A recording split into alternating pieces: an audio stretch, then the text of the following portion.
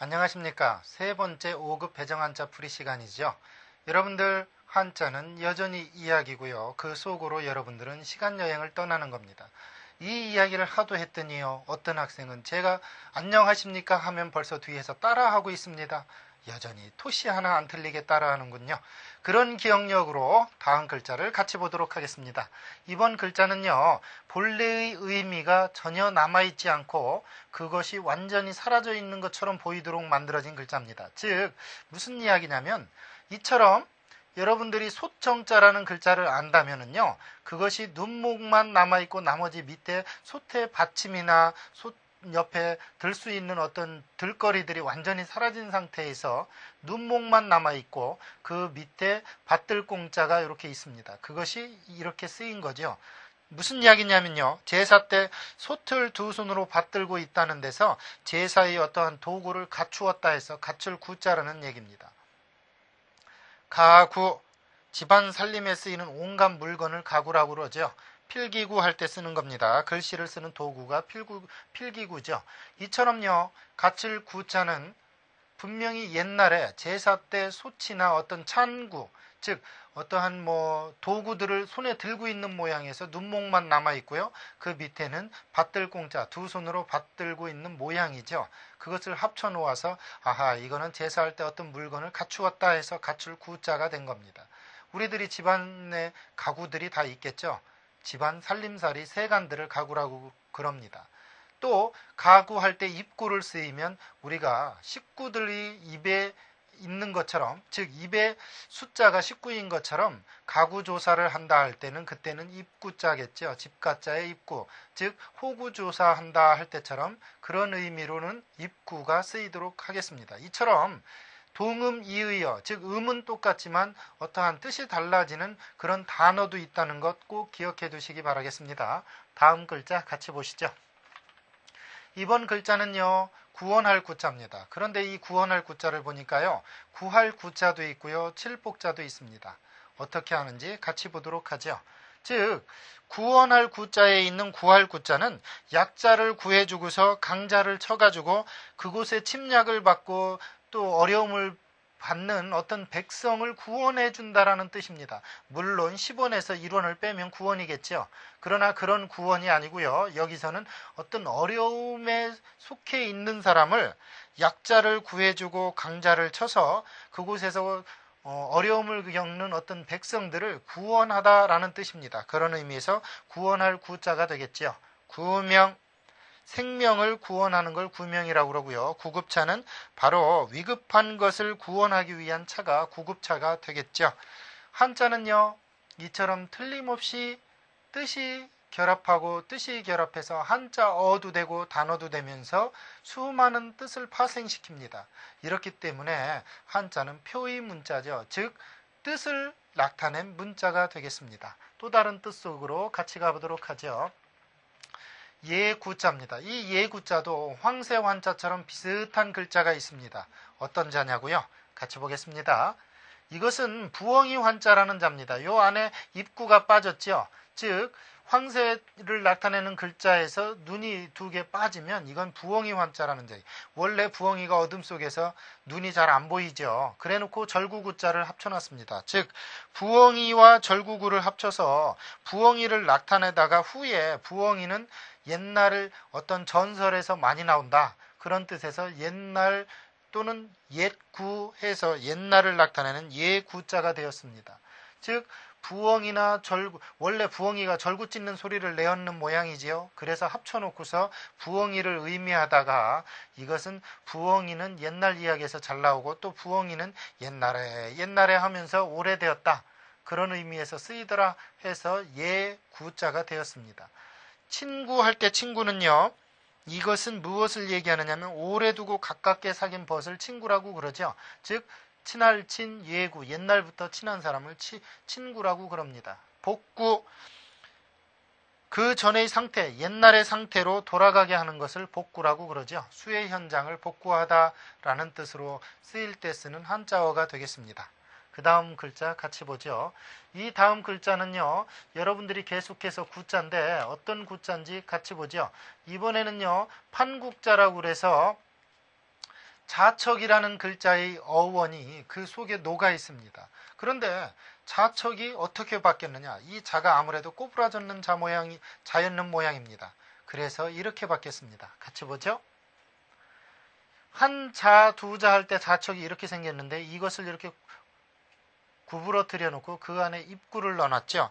이 이야기는 원래 한자 아래에 입이 있으므로 독촉한다. 즉 입을 바로 코앞에다 맞대놓고 너 이 일 빨리 해 하고 독촉한다라는 뜻으로 쓰였다가 그것이 독촉하다는 뜻을 나타내었다고도 하지만은 또 사람들은 이것이 마치 장기나 바둑판의 모양을 본뜬 글자라고 해서 이것은 어떠한 판, 즉 널판이나 어떤 것처럼 한 판이다 해서 판국자가 되었다는 얘기죠. 약국할 때는 약을 지어 판 곳, 전화국 할 때는 전화 가입자들의 전화선을 집중시켜서 시설 업무 따위를 맡아보는 것이 전화국이 되겠죠. 지금처럼요. 한자는 분명히 뭔가 이유가 있고 이유가 있는 상태에서 만들어졌기 때문에 수많은 글자가 있더라도 예를 들어 똑같은 뜻을 나타내는 볼견, 볼시, 또 볼관 이런 수 없는 자가 있더라도 그 만들어졌을 당시의 뜻이 있기 때문에 그거에 맞는 뜻으로 집중해서 단어를 만든다는 사실입니다. 보다라는 뜻도 많지만 그 보다라는 뜻의 수많은 글자들이 만들어졌을 당시에 가장 적절한 관계를 맺고 있다는 거죠. 또 다른 관계 속으로 같이 떠나가 보겠습니다. 이번 글자는요. 여러분이나 저나 참으로 좋아하는 귀할 귀자입니다. 여러분 귀하다는 건요. 신분이죠. 그런 의미에서 이 글자 어떻게 만들어졌는지 같이 보겠습니다. 지금 보니까요. 이러한 모양을 가지고 있습니다. 본래 양손으로 재물을 모은다라는 뜻이 있다가 그 양손으로 물건을 잡은 모양을 이렇게 바꿔놨습니다. 이게 양손이고요. 그 안에 무슨 어떤 물건을 잡기 위한 양손이고요. 그 밑에 조개패죠. 즉 조개패를 양손으로 빗자루로 쓸어다는 뜻이 모은다라는 뜻으로 원래는 재물을 모은다는 의미였다가 재물이 많은 사람은 옛날에 귀하다, 귀한 대접을 받는다 해서 귀할 귀자로 쓰였고요. 그것은 또 의미를 확장해서 신분이 높은 사람을 의미하기도 합니다. 귀중, 귀하고 중요한 걸 귀중이라고 그러고요. 귀족, 문벌이나 지위가 높은 사람들을 귀족이라고 그러죠. 이때 쓰는 결의족자 하니까 생각나는 얘기가 있네요. 북한에서는 오렌지족을 뭐라고 합니까? 놀새떼라고 그러죠. 놀새떼. 놀새떼. 이때 떼족자, 떼부자, 떼족자 쓰는 무리족자. 그때 여러분 결의족자 쓴다는 거 꼭 여러분도 알아두시면 좋겠습니다. 또 다른 글자 같이 보죠. 이번 글자는요. 법규자입니다. 그런데 이 법규는 원래 컴퍼스를 이야기하는 겁니다. 여러분들 원을 그릴 때 쓰는 그 도구가 컴퍼스죠. 바로 그 컴퍼스를 규라고 합니다. 규거라고 할 때 규인데 이 규는 바로 원을 그리는 곡자, 즉 둥그러운 것을 그리는 곡선을 나타낸다 해서 곡자라고 그러는데 그런 컴퍼스의 의미를 가지고 있습니다. 어떤 식으로 가지고 있는지 같이 보도록 하죠. 원래 이 화살시자처럼 생긴 이것이 이렇게 바뀌었습니다. 즉 이 화살은 화살인데 그 컴퍼스 화살처럼 양쪽으로 두 개를 묶어 놓은 형태죠. 그것이 지아비 부자처럼 이렇게 쓰였습니다. 그래 놓고 옆에 볼견, 즉 무슨 얘기냐? 컴퍼스로 동그라미를 그리고 살펴본다. 그런 데에서 살펴보면서 그 동그라미가 잘 됐는지 잘못됐는지 바로잡죠. 그래서 바로잡을 규, 그러면서도 법에 맞게 바로잡는다 해서 법규로 쓰인 겁니다.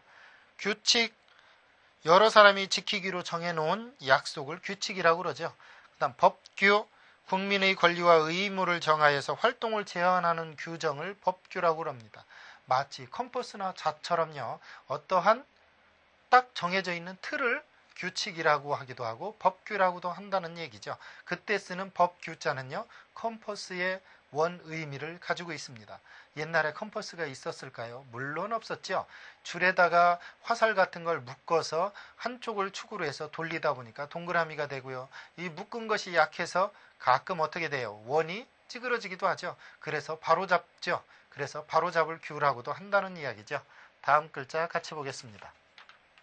줄급자인데요. 어떻게 주는지 같이 보겠습니다. 실사와 합할합자를 더해 놓았습니다. 무슨 이야기입니까? 실을 모아서 줄을 잇듯이 넉넉히 내어놓는다는 데서 주다라는 뜻으로 줄급자죠. 원래요, 주려면 확실히 줘야지 주다 말다 조금씩 주면 감질나죠. 실을 풀어놓듯이, 실타래를 풀어놓듯이 마치 그 실타래를 풀어서 모아놓듯이 줄줄이 내어놓는다. 그래서 줄급자다 해서 줄급자입니다. 급여, 즉 주긴 주는데 어떻게 줍니까? 급여, 자기가 어떤 일의 대가로서 급여 주는 것을 급여라고 그러고요. 자급자족, 자기에게 필요한 물건을 자기 힘으로 마련해 쓰는 걸 자급자족이라고 합니다. 이때 급자는 줄급자죠. 스스로 넉넉하게 만족하도록 쓰이는 것을 줄급자, 이때 꼭 기억해 두시기 바라겠습니다. 여러분들요, 이처럼 한자는 충분히 이유의시 만들어졌고요. 또 그것이 어떠한 단어로 결합할 때는 적재적소에 쓰인다는 것을 꼭 기억해 두시기 바라겠습니다. 그러면요, 다음 글자 같이 보죠. 이번 글자는 여러분들이 외울 때 리을이라고 외우는 글자죠. 바로 몸기자입니다. 그런데 이 몸기자는 원래 만들어질 때 몸신과는 달리 실타래, 즉 실타래의 실끝의 모양이었습니다. 어떤 식이냐고요? 같이 보겠습니다. 바로 이렇게요. 실을 막 풀어놓았을 때 이렇게 실이 막 꼬여 있겠죠? 그 한 모양입니다. 즉 실타래에서 풀린 실끝을 본딴 글자로 원래 처음 만들어졌을 때는 처음 실마리라는 뜻으로 가지고 있다가 뒤에 실마리는 자기 몸에 있다 해서 모든 일의 원인은 자기에게 있다 해서 몸기자를 나타내고 자기 자신을 나타내는 글자가 되었습니다. 이기, 자기의 이익만을 생각하는 걸 이기라고 그러고요. 자기 그러는 건 그 사람 자신 또는 제 몸을 나타낼 때를 자기라고 그러죠. 물론 도자기 할 때 기자는 아닙니다. 이처럼요, 한자는 분명하고도 명확하게 만들어진 어원을 확장하기도 합니다. 여러분들 확장할 때요, 어원을 알아두면 또 다른 데 응용하기가 굉장히 좋습니다. 그러면요, 또 다른 글자를 같이 보도록 하죠. 이번 글자는요, 제주기자입니다. 어떤 식으로 제주를 부리는지 한번 같이 보실까요? 예, 이렇게 만들어졌네요. 손수에다가 지탱할 지자를 가졌습니다. 무슨 이야기입니까?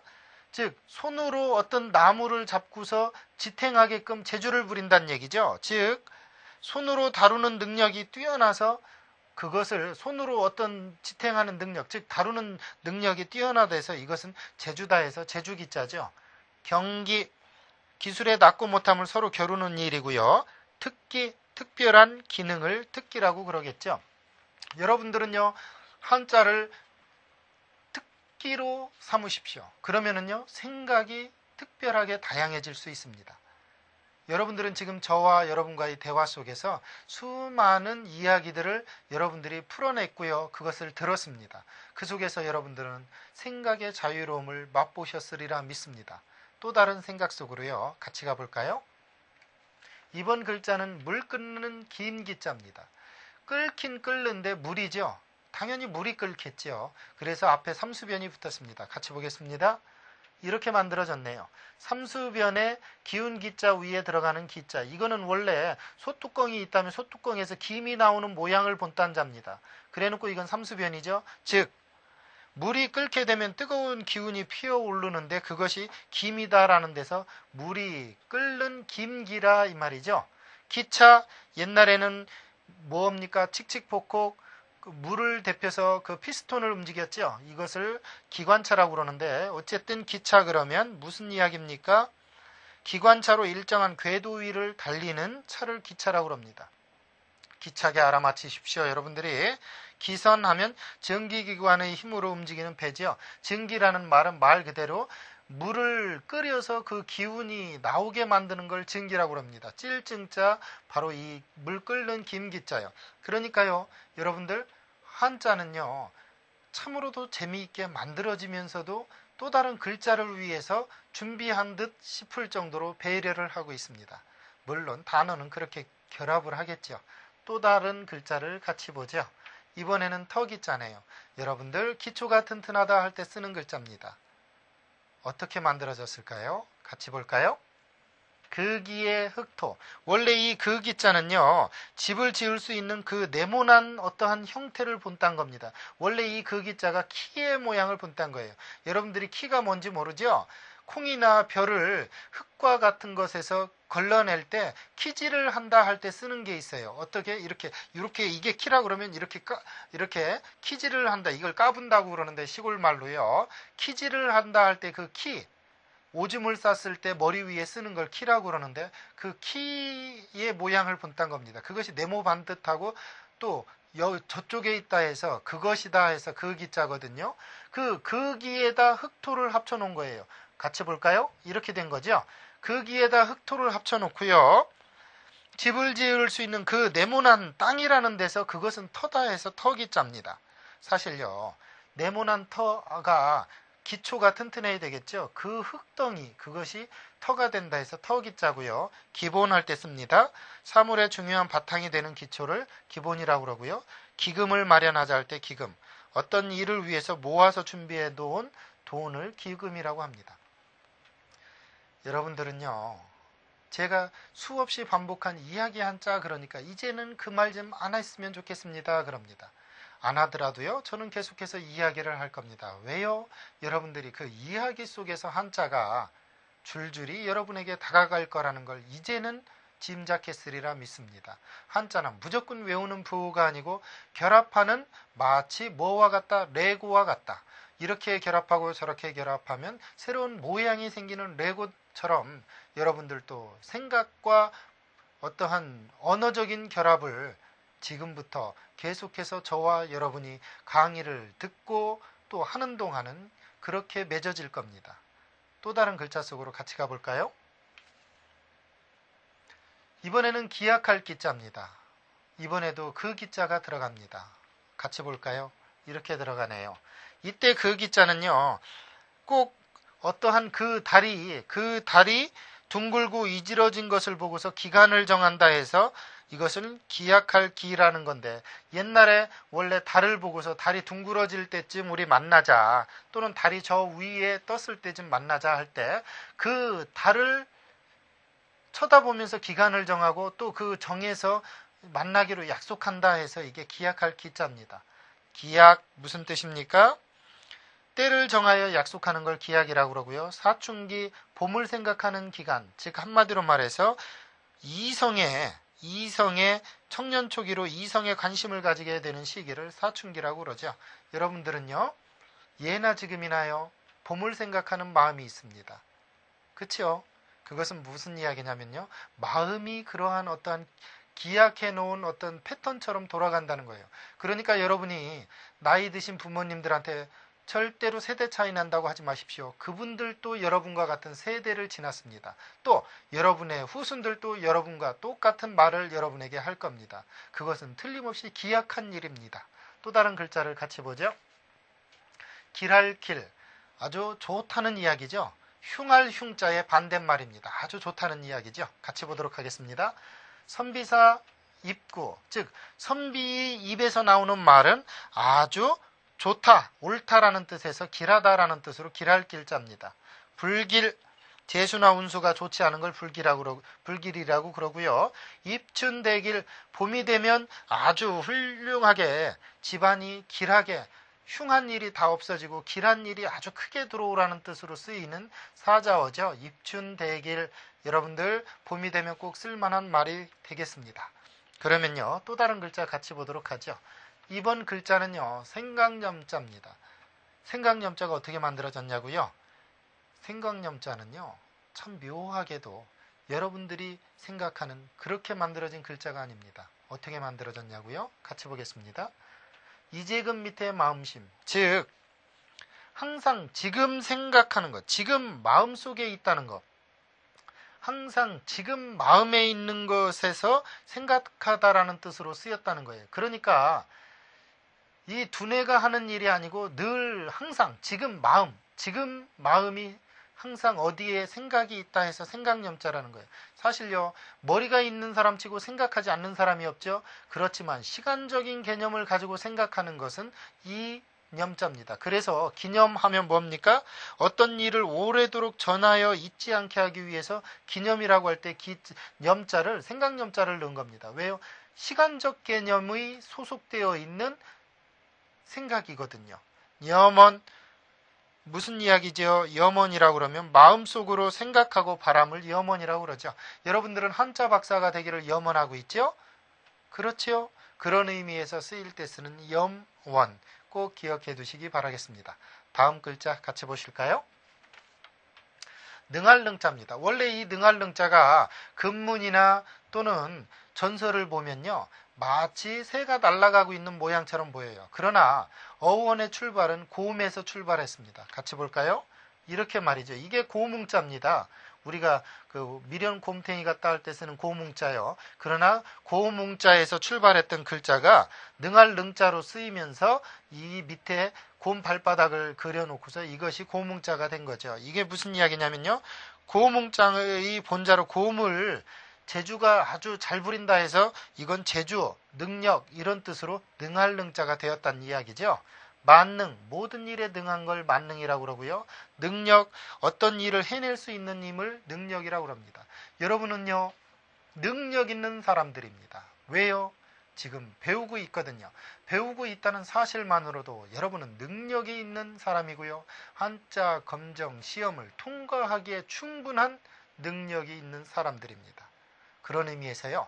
다음 시간에 또 다른 이야기 속으로 여러분과 제가 만나기로 하고요. 이번 시간은 여기까지로 강의를 마치도록 하겠습니다. 감사합니다.